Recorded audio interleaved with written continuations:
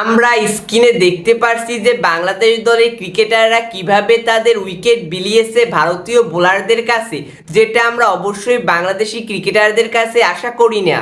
Bangladesh versus India প্রথম test ম্যাচে চতুর্থ দিনে 158 রানে 4 উইকেট থাকা অবস্থায় ব্যাটিংয়ে আসে বাংলাদেশ দল, যেখানে বাংলাদেশ দলের হয়ে সাকিব আল হাসান 56 বলে 25 রান করে এবং রবিচন্দ্রন আশ্বিনের বলে আউট হয়ে যায়। লিটন কুমার দাস 1 রান করে 10 বলে এবং রবীন্দ্র জাদেজার বলে আউট হয়ে যায়। মেহেদী হাসান মিরাজ 8 রান করে 10 বলে এবং রবিচন্দ্রন আশ্বিনের বলে আউট হয়ে যায়। তাসকিন আহমেদ 5 রান করে 4 বলে এবং রবিচন্দ্রন আশ্বিনের বলে আউট হয়ে যায়। হাসান মাহমুদ 14 বলে করে 7 রান এবং রবীন্দ্র জাদেজার বলে আউট হয়ে যায়। অন্যদিকে বাংলাদেশ দলের একমাত্র ক্রিকেটার হিসেবে সে তার কাজ করেছে, যেখানে সে 82 রান করে 127 বলে, যেখানে সে 8টি 4 এবং 3টি ছক্কা মারে।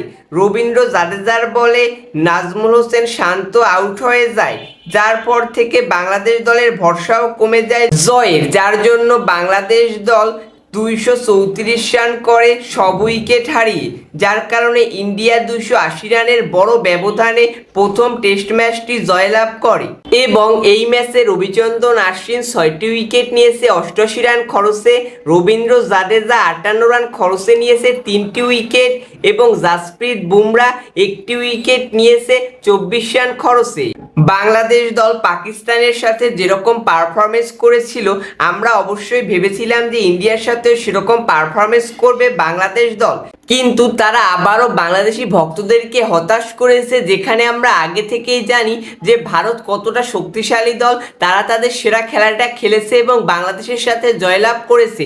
যদিও আমরা পাকিস্তানের সাথে জয়লাভ করে ভেবেছিলাম যে আমরা একটি ভালো ম্যাচ উপভোগ করতে পারবো, কিন্তু তার হলো না। কিন্তু আমরা আশাবাদী যে পরবর্তী টেস্ট ম্যাচে বাংলাদেশ দল ঘুরে দাঁড়াবে এবং ভারতের সাথে ভালো পারফরমেন্স করবে এবং ভারতকে তাদের নিজেদের মাটিতেই হারাবে। তো শুভকামনা বাংলাদেশ দলের জন্য।